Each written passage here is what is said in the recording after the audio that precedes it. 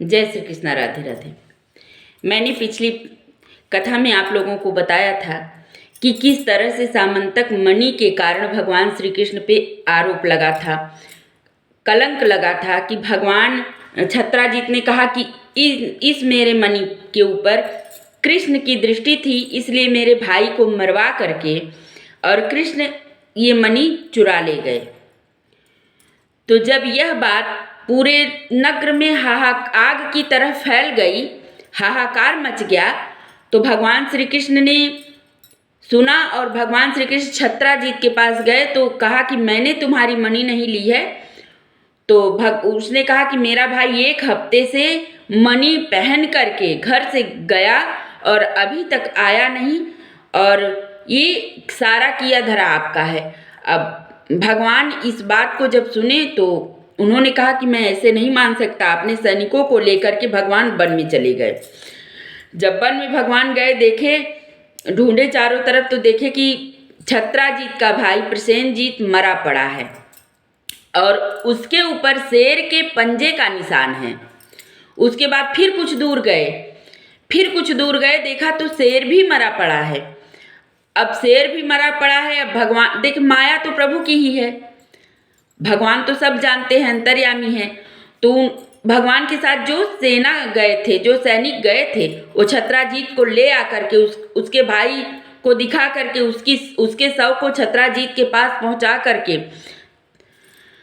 फिर भगवान ने कहा अपने सैनिकों से कि अब तुम लोग यहीं रुको, पता नहीं ये कहाँ तक जाएगा, क्योंकि वो पग का निशान था। शेर भी मरा पड़ा था, उसका भाई भी, और भगवान पग के निशान से भगवान उसको ढूंढने लगे कि आखिर ये मणि कौन ले गया है। जाते जाते, और मणि कोई और नहीं, शेर को मारकर भालू ले गया था। तो वो निशान एक गुफा में जाकर रुकी। तो भगवान ने कहा कि इस गुफा के अंदर जाकर के ये पग, ये पाँव का निशान रुका है, अब इसके अंदर मैं जा रहा हूँ, जाकर देखता हूँ किसने लिया। जब गुफा के अंदर भगवान ने प्रवेश किया, देखा तो युद्ध शुरू हो गया। लगा भालू उनके ऊपर आक्रमण करने। मतलब कि महीने भर, कई दिनों तक, महीने भर युद्ध चलता रहा,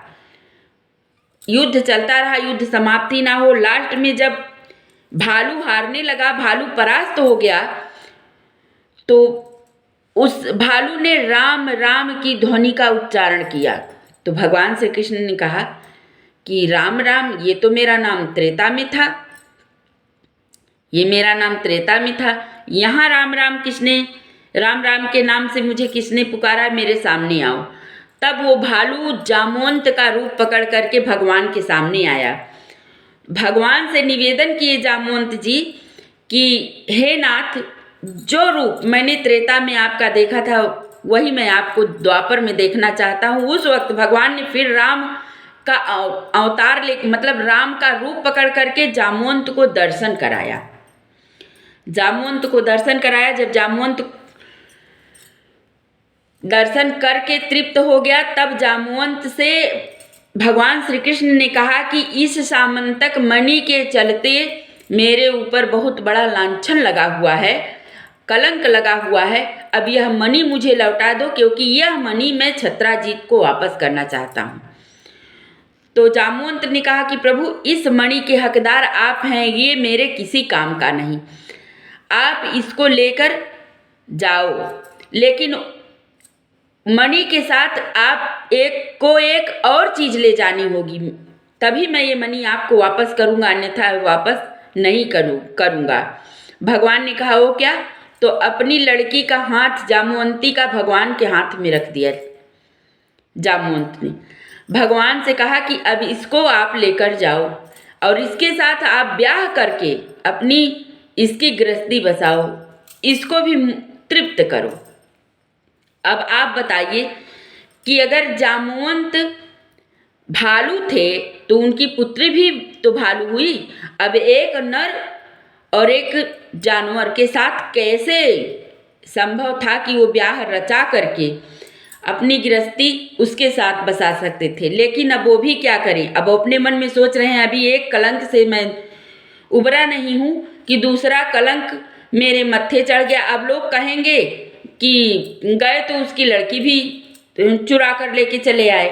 अब वो इसी उठापटक में थे तो अंगद ने जामवंत ने हाथ जोड़कर भगवान से निवेदन किया कि यह मेरी अंतिम इच्छा है, आप इसको पूर्ण कर दो।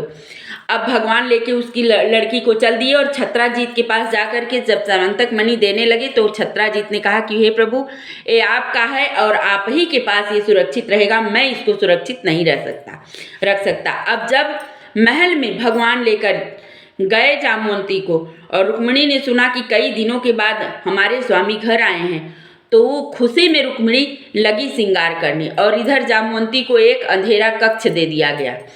और इस अंधेरे कक्ष में भगवान कैसे जाएं, अब आप सोचिए। अब भगवान उस अंधेरे कक्ष में चले गए जामवंती को लेकर